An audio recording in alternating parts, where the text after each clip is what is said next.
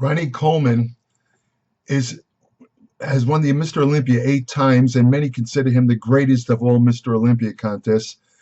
I think I could authoritatively say that I don't think I've seen all the Mr. Olympias, and I don't think anyone has come close to having the sheer muscle mass and muscularity that Ronnie Coleman displayed at its best. At one point, when he used to compete in the Olympia, he was literally untouchable. Nobody could even come close to him. I believe, in my personal opinion, that the man who came closest to defeating Ronnie Coleman actually was defeated in another contest by Gunther Schlunkampf. It was a pro contest. I forget what year it was, but that was not the Mr. Olympia. Ronnie Coleman went on to defeat Gunther in the Mr. Olympia.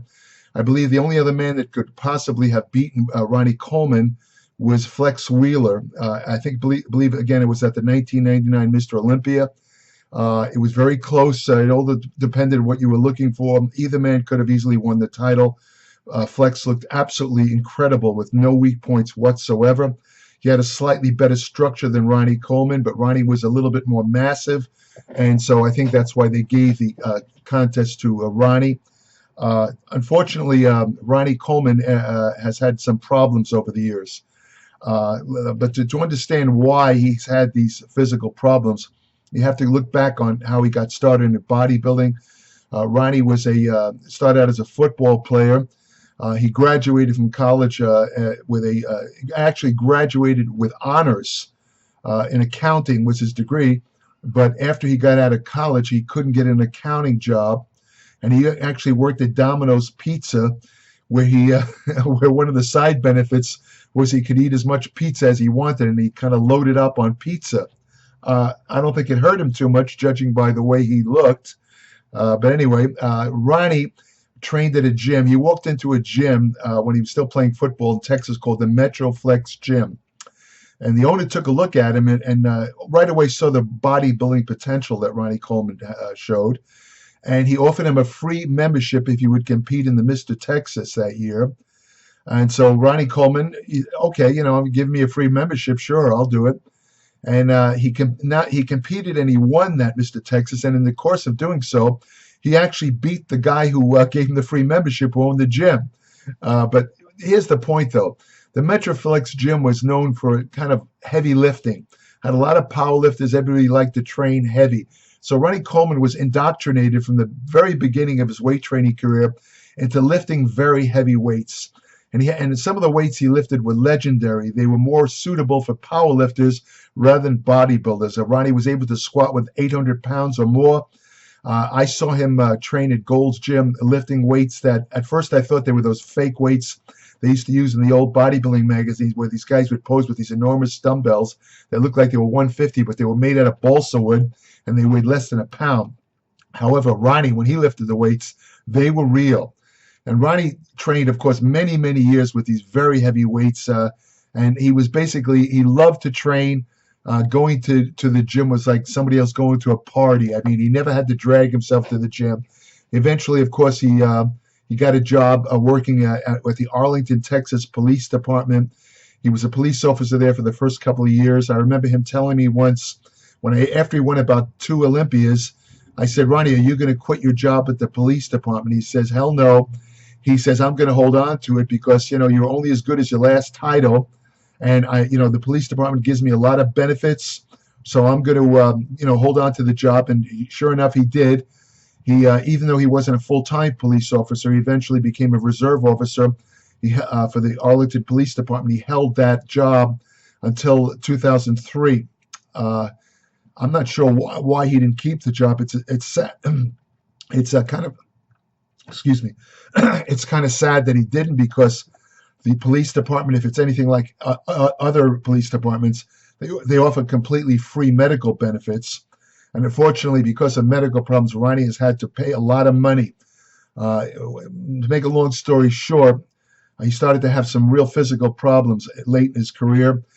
In one of his last Olympia outings, you could see when he did an overhead shot, one of his lats was noticeably higher. He had torn the muscle, and he probably couldn't train right, but he continued to train heavy. That's an important point. To make a long story short, Ronnie had 9 back surgeries. And according to his own testimonial on this, the back surgeries were botched. In other words, they left in screws and all that kind of stuff that were not right. And he wound up being in extremely severe pain constantly, all the time. Now, the point is that recent reports indicate that I mean it's just so sad to see this guy. He was so humongous, walking around where he's limping. He has to use a walker, and now I understand that he might have to be in a wheelchair the rest of his life. And this leads to a question, which is the reason I went into this discourse on Ronnie Coleman, because he's an example of what I want to discuss in this video, which is, will years of weight training result in disability and just decreased mobility, constant sores and pains? Is this the fate of anybody who works out for like 30, 40 years? Is this what we have to look forward to? My answer to that is no, and I'm going to explain why. Again, we have, using Ronnie Coleman as example, Ronnie loved to lift heavy weights all year round. He never gave his muscles a break. He can get away with it while he was younger, but as you get older, something happens. The connective tissues start to dry out, and it takes longer to recover between workouts. If you continue to pound your muscles with very heavy weights, even if you train correctly and use proper form, something is going to give. This was the whole reason for developing what they call the periodization system in training. The periodization system, which I've done another video on, you could check it out on YouTube. Basically, it involves dividing your training into phases. It could be 1 week, could be 3 weeks, could be 3 months, where you train, let's say for a while, you train light weights, maybe 15, 20 reps or more. Then you, for another couple of months, or you train medium weights, where you do, let's say, 8 to 12 reps. And then finally, for another 3 months, that's when you go to the heavy weights, 6 to 8 reps, maybe even as little as 4 reps. But you only do it for a short amount of time. So the joints don't have that constant stress and pounding all year. This system was developed by Russian sports scientists to prevent injuries in their elite athletes, because they noticed that when the elite athletes train with very heavy weights all year round, they always came down with injuries. So they developed this periodization system. Now, people who lift heavy weights intensely all year round, it's not just Ronnie Coleman who has problems. Mike Menser, who won the Mr. Universe, many felt he should have won the 1980 Mr. Olympia. He was a good friend of mine, Mike, and very intelligent guy. He once confided to me, he kind of got out of shape in his last couple of years. He kind of had a pot belly and all that, and he was smoking a lot of cigarettes. But he never lost his intelligence. And we used to have discussions, and I said to him, Mike, why don't you get back in shape and show people? I mean, a lot of people have come up to me and asked me if you're Mike Menser. They don't even recognize you. And he said to me, Jerry, I'd love to do that, but my entire body is racked with pain. I have injuries everywhere. Training with trying to train hard, I just can't do it. It's just extremely painful. I never forgot that discussion. And then the way Mike trained, he's a high intensity, low rep system. He didn't train. His frequency was low. He trained, 3-4 times a week at the most. He trained each muscle like once every 14 days. But the point is, he trained maximum every workout. Every workout he was lifting heavy weights. This caught up with him. Another person who used a similar system was Dorian Yates, who won the Mr. Olympia 6 times in the 90s. Dorian used, again, a high-intensity system, heavy weights, never gave his muscles a break. He retired from bodybuilding competition. He also confided to me. I ran into him the year after he retired. He lost about 60 pounds. He looked actually better, than he did bodybuilding. All the bloat was gone. But anyway, I asked him, I said, Dorian, why did you really retire? He says, I'm not afraid of any competitors. I'm not afraid of Ronnie Coleman. He told me that that if he couldn't train to a maximum 100%, then he wouldn't allow himself to compete. And he experienced so many injuries. He had torn biceps, torn leg, hamstrings, and he felt that the injuries kind of caught up with him, and he felt it was time to retire. Again, this is a guy who lifted heavy weights all the time, and as he got older, it caught up with him. And this is what happened with Ronnie Coleman.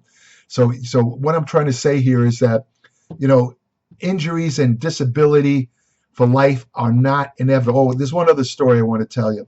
I contacted a guy that probably a lot of you don't know, unless you know the history of bodybuilding. His name was Clarence Ross, known as Clancy Ross. He won the 1945 Mr. America. In his day, in the late 40s, early 50s, he was considered one of the top bodybuilders in the world. He was in all the Weider magazines. They used him in Weider advertisements. And what happened to him was I noticed a newspaper article where he was trying to get equipment for a gym in a senior housing center that he was living in. And I tracked him down. I called him on the phone. I asked him if he would be willing to do an interview, because this guy was a giant in bodybuilding. He beat Steve Reeves, who played Hercules, and we beat him twice. And I wanted to interview him. I always admired him. But the man who I got on the phone was tired, weak. His voice sounded very feeble. He said he was very stressed out he says he had an overwhelming response to his request for equipment. Even Joe Weider sent him equipment. He had truckloads of people who sent him machines, which was great. But his problem was how to get it up to the third floor where the gym was in his housing complex. And he was trying to figure that out. And I remember saying to him, Mr. Ross, if there's any way I could help you, if you were close, I would be more than happy to help you. And he told me that he was too tired and stressed out to do a full interview, but I did manage to ask him a couple of questions. And the question an answer that stands out in my mind after these couple of years, I asked him, Mr. Ross, if you could do anything over again, what would you change? And remember, this is a man who had to use a walker to get around. And he told me that, he says, the biggest mistake I made was training heavy too long. He says, I pay the price for it today. I can barely walk, and I have pain throughout my whole body. Clarence Ross came from an era where they didn't use steroids to gain muscle size. They lifted heavy, heavy weights. And he did it all the way up to his 50s, and he paid the price. The man was in bad shape. Sadly, he died about a month after I spoke to him on the phone. I never did get a chance to interview him. One thing he said that was interesting for you bodybuilding history fans, I asked him what he thought of Steve Reeves, who he had beaten twice. And he told me, he says, Steve Reeves had the most beautiful body I've ever seen. I wish I could have had a body like his, which really surprised me, because Clarence Ross beat Steve Reeves twice. And he said Steve Reeves had a better body than he did. I thought that was a really humble and amazing statement. But I list all these various bodybuilders to tell you that these guys did suffer disability and pain, some to the point where they couldn't even train as they got older. And this was, again, from lifting heavy weights too long, too intensely.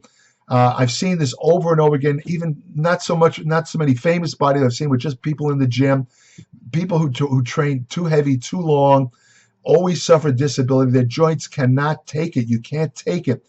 Get this through your head. You do not have the same recovery ability past 40 as you did at 20. At 20, you can get away with a lot of things. Even myself, I have to admit, I stopped lifting heavy weights about 25 years ago, but I paid the price for doing certain exercises with heavy weights when I was younger. For example, when I was in my 20s, a very popular exercise for shoulders was the barbell press behind the neck. When you put your arms behind here like this, you're impinging the shoulder joints. I got very strong on that exercise. At one point, I was using 300 pounds in the press behind the neck, and my shoulders were my shoulders now are a joke compared to the way they were when I was in my 20s. And a lot of it probably was due to the press behind the neck. However, what I was doing, I was kind of shaving away my shoulder joint without realizing it. I also did an exercise, and I made videos about this. Our favorite exercise by the time was close grip upright rows, where you use a grip like this, bring it up right below your chin. That also is a terrible, terrible shoulder impinging joint. I also lifted heavy weights there. I also destroyed my shoulders. So I paid the price today. My right shoulder, this shoulder here, I'm going to have x-rays. I could barely, with no weight, I could lift my up, but it hurts all the time in certain positions. The pain is extreme, and I attribute this to lifting heavy weights and using exercises that put my joints in a very vulnerable position when I was younger. I paid the price now when I'm older. And I made a video about exercises to avoid. You could also check that out on YouTube. You're welcome not to pay any attention. You young guys who are, poo-pooing me and saying I'm full of crap. I do press behind the neck. I don't feel any pain. Keep doing it and watch what happens when you're 50 years old. Don't say I didn't warn you. I ruined my knees by doing hack squats when I was also in my 20s with my knees together with like 6 plates on each side. When you do hack squats with a narrow stance with knees together, you're having no support. Your muscles are not supporting your knee joints, and you're also causing a shearing effect. I sheared away all the cartilage in my knee joints. Today I have severe arthritis in both of my knees. Luckily, I keep that under control. That's not a major problem for me. It doesn't hurt as much as my shoulders do. But my point, again, don't lift heavy weights too long. Always warm up. If you really want to protect your joints, even when you're young, don't wait till you're 40 and 50 where the pain starts. When you're young, don't lift heavy weights all year round. Do it in periods. Even if you don't want to do a full-fledged periodization, do what they call undulating periodization, which is a kind of a system I use today, where one workout you train with light weights, doing up to 20, 25 reps. The next workout for the same muscle group, you'll do medium weights, maybe 8 to 12 reps. And the third workout, you do heavy weights. These days, I don't go below 8 reps, but if you're younger, you could do 6 to 8 reps. That would be your heavy days. If you do that, you're giving your connective tissue and your joints a big break, and you probably will spare them. You're not going to have pain later on. And you also, of course, need to do a warm-up. I don't advise doing a lot of stretching before working out, because excessive stretching actually weakens the muscles. You get 23% weaker if you do too much stressing before a weight workout. Save the stretching for after the workout. And if you do full motion, in other words, when you do exercise, you do full motion, you're actually getting a pre-stretch where it's kind of a built-in stretching while you're doing weight training exercises. But the warm-up is very important. Even today, the first set I do is very, very lightweight, and I do anywhere from 20 to 30 reps. The reason you do that is when you're cold, when you first go in the gym, your connective tissue is like Turkish taffy. It's very stiff. It's more prone to having micro tears or injuries. You have to kind of loosen it up, warm it up. You do that by doing 1 or 2 sets with light weights, 20 to 30 reps. Don't jump right into heavy weight. Even if you're 19 years old, you're risking a serious joint injury. So to the question of, is disability and pain inevitable with lifting weights? I say the answer is definitely no. You can lift weights the rest of your life and suffer no pain, no injury. The notion that putting weight stress on joints will automatically wear them down is completely false. Arthritis is not inevitable, and other joint ills. It's caused by putting your joints in vulnerable positions like I did when I did those shoulder exercises, and also putting excessive stress on your joints and connective tissue by lifting heavy weights all year round, or lifting it too late in your career, like 50 years old, trying to do 400-pound squats. To me is insanity. I don't give a crap how good it feels. You are wearing away your joints. You're going to pay for it. So, take the lesson of Ronnie Coleman to heart. And let me tell you, I know Ronnie Coleman. He's a great guy, and I send my best wishes to him. I feel terrible that he's facing life in a wheelchair. The man has 4 children. He should be enjoying his life. I mean, one of the greatest Mr. Olympias. I personally would choose him as the greatest Mr. Olympia of all time, because no one is. This is a guy who actually competed on stage, 5'11", 300 pounds. I think the only bodybuilder who's come close to weighing that much on stage was Lou Ferrigno when he competed in Olympia, and Lou was 6'5". Ronnie's 5'11". His off-season body weight was 320 pounds. Even walking around with that much weight is very hard on your joints. Every time the reason why people who are obese have knee arthritis and hip arthritis is that constant weight on their joints, walking and pounding the joints all the time. It wears down the joints. Every time your foot hits the ground, it's 5 times your body weight going through your joints. Something's got to give after a while. This is why obesity is a huge risk factor for arthritis of the hips and the knees. Just walking around with heavy weight, weighing a lot, even without lifting heavy weight, is a big, big strain on the joints. So that's another reason why you can have injuries while you get older. So please take my advice. Don't be stupid. Don't try and lift heavy weights all the time. Yeah, and you know what? The newest research, what's really pathetic about this, and I've talked about this in my newsletter, Applied Metabolics, and other videos. You don't even, if you're not interested, if your goal is just to build muscle mass, you don't even need to lift humongous weights. The newest studies show that doing light weights as light as 30% of 1 rep max, that's like a warm-up weight. But if you do it to failure for 20 to 30 reps, again, lightweight to failure, 20 to 30 reps per set, has to be to failure. You have to experiment and find a weight that you can do to failure, where it starts to hurt on about the 18th rep, and you keep doing it to like 25 reps. If you train like that, the studies show that you get as much muscle stimulation for growth as lifting 90% of 1 rep max. In other words, this kind of training will save your joints, give you just as much muscle size without any pain, any problems at all. So lifting weights, if you really are going for strength, like if you're a power lifter, or for some reason you do want to be very strong, yes, there's no way of getting away from lifting heavy weights. There's no way. You're going to have to lift heavy to get stronger. But do it the smart way. Don't lift heavy weights all the time, all year round. Do it like once a week or twice a month or something like that. And as you get older, don't even bother with the heavy weights. Use medium to light weights. You know, you'll keep all your muscle size. You still gain some muscle size. And you know, you won't have to worry about disability and constant joint pain. Come on, use your head. Don't be stupid. Anyway, that's it. I hope you pay attention to what I'm saying. And, you know, again, you know, my best wishes to go out to Ronnie Coleman. I sure as hope he doesn't wind up in a wheelchair. You know, I know Ronnie Coleman. I've interviewed him. He's a really, really nice guy, a terrific guy. So I wish him the best. If you want further information on nutrition, exercise science, food supplements, hormonal therapy, ergogenic aids, fat loss techniques that work, anti-aging research, women's health and fitness, contest preparation, please subscribe today to my Applied Metabolics newsletter. www.appliedmetabolics.com. 40 to 50 pages every month. No ads, no BS, no bro science, just constant evidence-based information, and you'll learn something every issue. I guarantee that. I don't care what your level of education is. You will learn something every issue. If you subscribe, I'll send you an invitation to join my private Facebook Applied Metabolics page, where every day I post new information on nutrition, exercise, medicine, and general health. I also have an email portal on my Applied Metabolics site where I will answer short questions submitted to me by subscribers. I don't answer unsolicited questions.